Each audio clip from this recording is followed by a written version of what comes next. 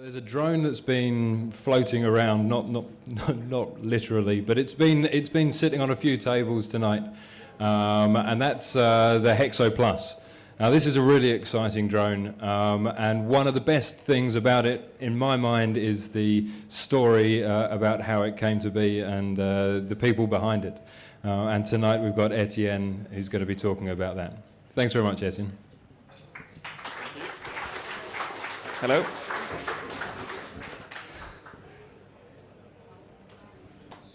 Okay. Was not expecting such a big audience tonight. It's amazing.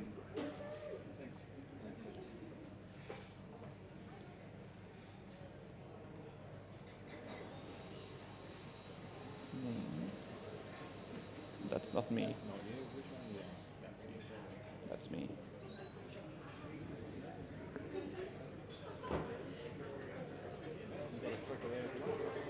Good.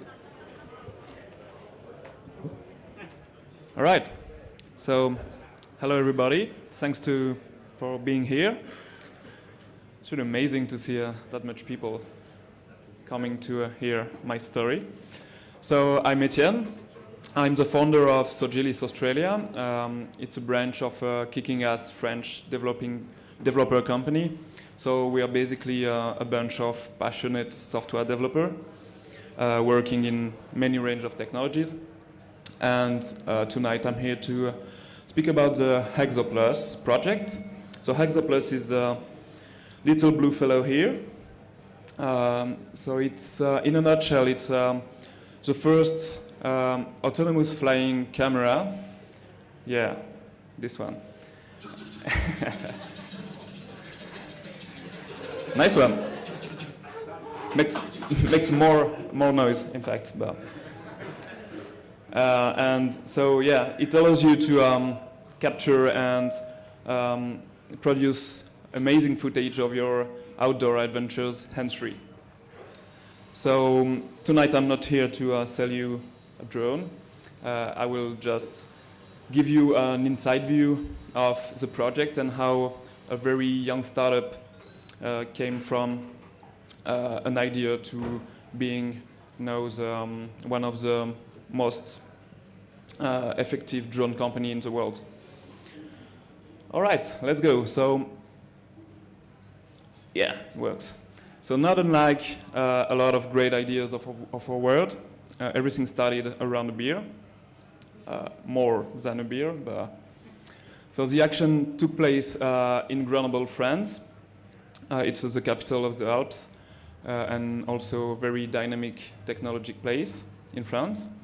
We were hanging around with my boss, having some beers and talking about technology and probably about drones because it was a really trending topic at this time.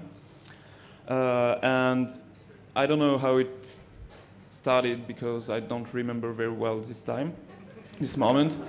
But someone said, wouldn't it be nice to have a drone that films you while you ski? Remember, we are in the Alps and everything is about skiing. So we probably had a lot of kicking ass ideas this night, but this one had a particular echo in mind because he organized a startup weekend really shortly after to get more beers for sure and to find people to take on this project and fund a startup around the idea. So after a few months, we are in February 2014.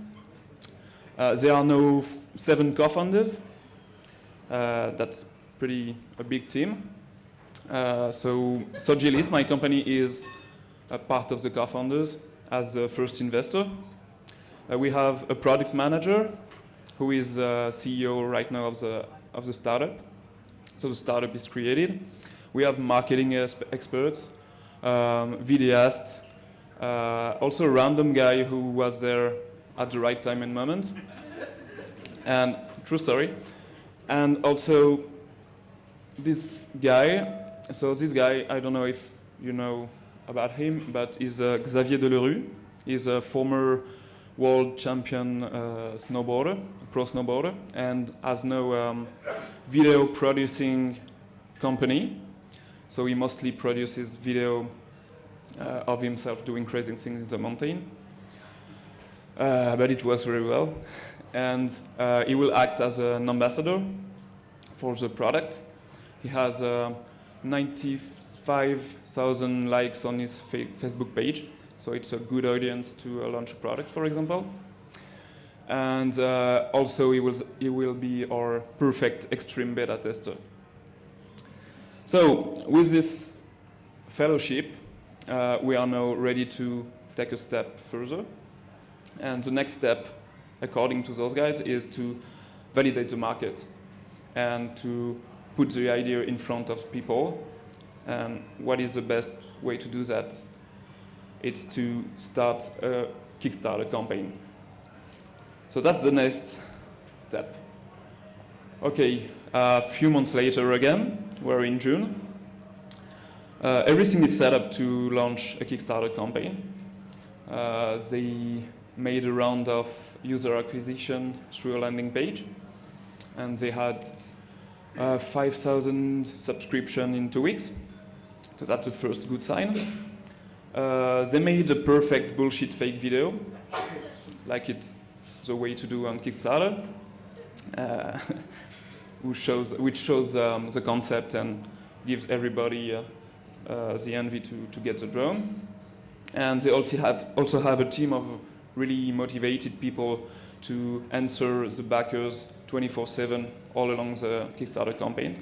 So it's a very key factor when you do a Kickstarter campaign to be able to answer the questions within an hour or so. So everything is set up. The goal is set to 50 grand, which is not really ambitious, but it's still a lot of money. And it is reached in 37 minutes.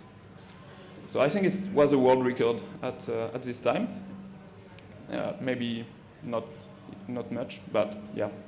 And they still had a problem. It's a second very good sign, but they still have a problem. They don't have any working prototype. No proof of concept, and no way to prove that they can do something. So that's the time they came back to us and saying, okay guys, we need a working prototype for the end of the campaign, which ends in 3 weeks. So how to handle that kind of issue?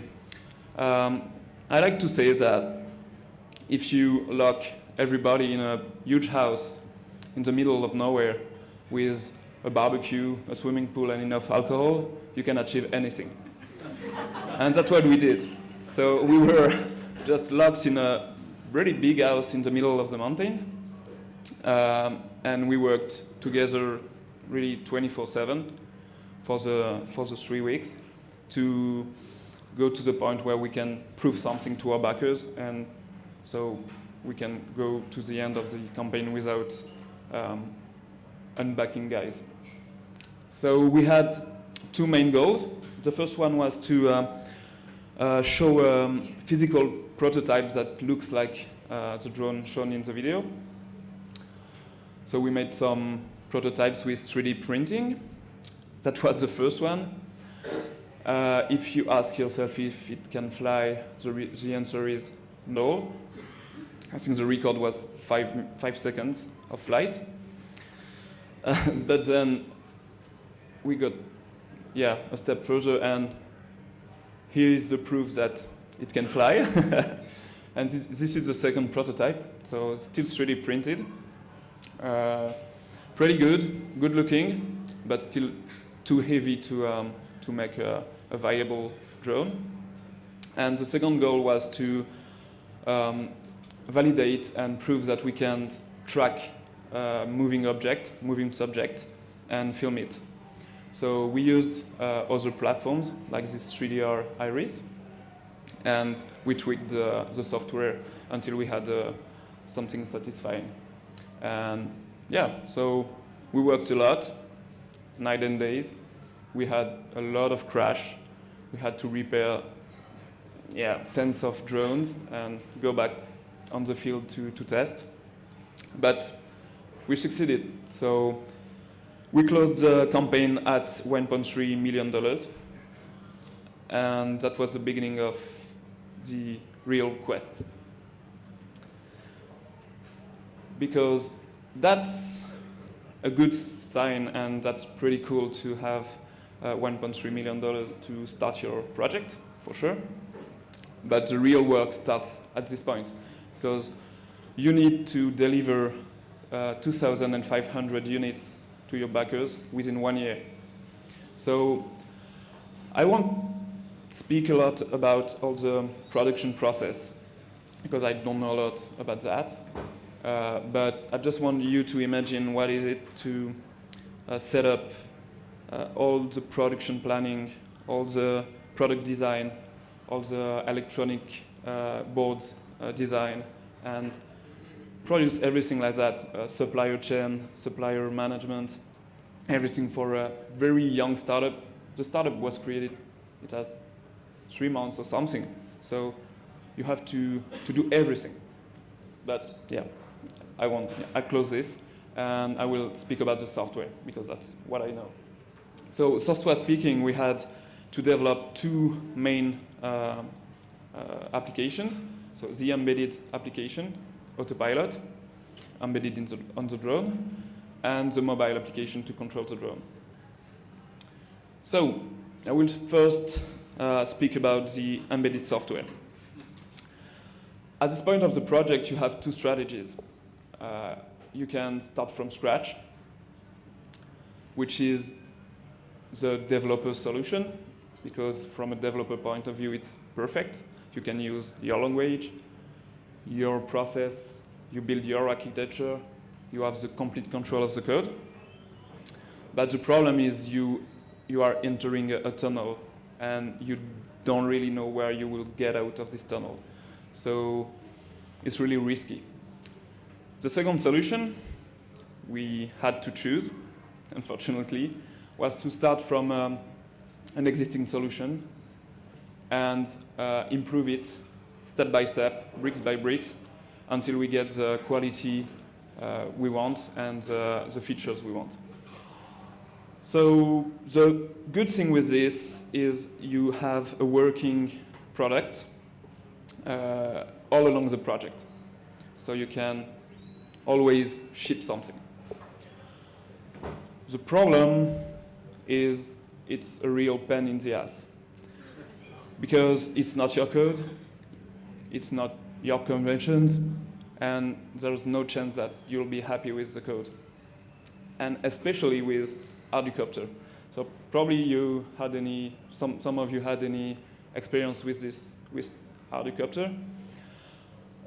From my point of view, it's the biggest pile of crap I've ever seen in my career.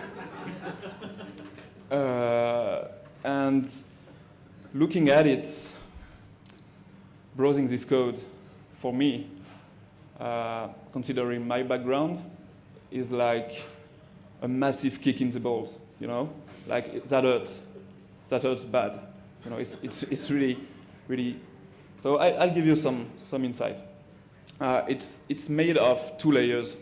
The first layer is really low level. It's everything about controlling the sensors, models, all the algorithms and filters of the inertial computations. Not too bad, pretty understandable, and the responsibilities were separated and all, especially considering the fact that it has to work on different boards for different type of vehicles. And the other layer is a functional one, so where the behavior is coded, state machine, scheduling, everything like that. And this thing is the Balrog of our quest. It's a massive C++-like file of 15,000 lines of code. And I don't want to be rude to the 3DR developers, because they are responsible for this. Because I'm pretty sure they are not software developers, they are more electronic engineers, and that was not that bad for, you know, tweakers. But they did everything you shouldn't do in real-time embedded software. Global variables everywhere, memory access from everywhere without any control, no critical section, so any task can communicate with other asynchronous tasks anytime, anywhere in the code. So yeah, so they did all wrong. So how to deal with this? Legacy code management is a skill in itself. So what you do is you put some functional testing, black box testing, and you start to break everything inside and rewrite bricks per bricks, everything, and ensure that you are not putting more chaos inside. So we did this, and after 1 year, we went to the point where nothing was left of this huge monster. We found loads of bugs that we could correct it, and we are pretty happy with what we have now. It's not perfect because still we have to rework the architecture for sure, again and again, but it's pretty good, and no bugs have been found since it reached the market last September, so that's pretty cool. All right, so the second part of the software development was about the mobile application. So I don't know a lot about this project because I was not part of it. I've been involved in small features, but not a lot. The only thing I can tell you is that I'm really jealous of this team because they had the opportunity to write this thing from scratch and to build something really beautiful. I've been through the code and it's really, like developer porn, basically. So the only thing I can tell you about that is the strategy they got. Because when you want to develop a mobile application, you usually have one issue. This is multi-platform. Because you don't want to cut yourself from half of your users.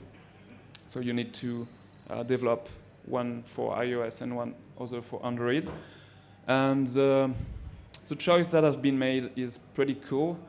They chose to write everything of the core application, meaning all the trajectory algorithms and all the brain in native C++, and rewrite specific parts for iOS and Android only for the inputs and outputs, like sensors and UI.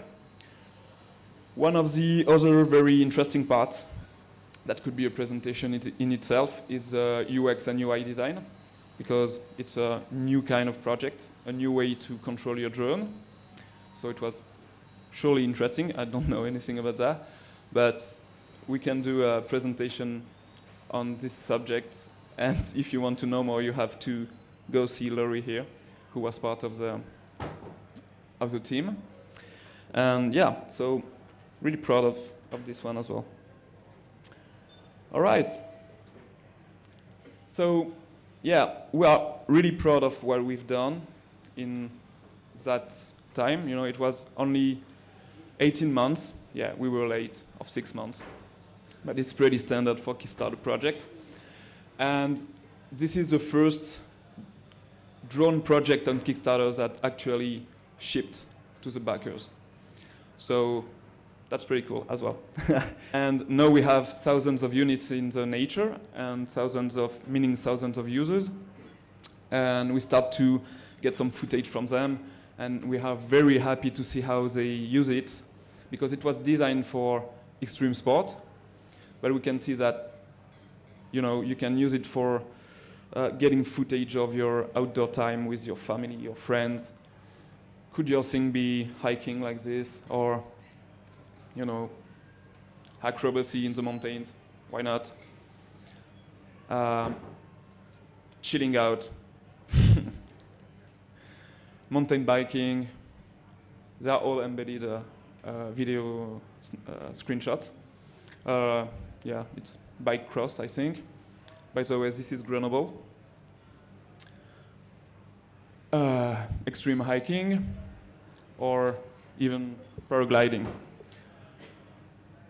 I won't show you a video because we don't have a lot of time, but I will give you a conclusion of what I've learned from this project and this journey from the inside.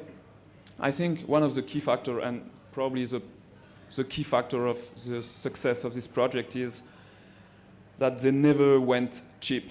So my advice will be never go cheap if you want to produce something of quality. Because if you go cheap, you will end up with a cheap product, or you will end up with problems in the supplier chain, and a lot of, you'll be late and you have a lot of bugs and everything. So, for example, they started with 7 co-founders.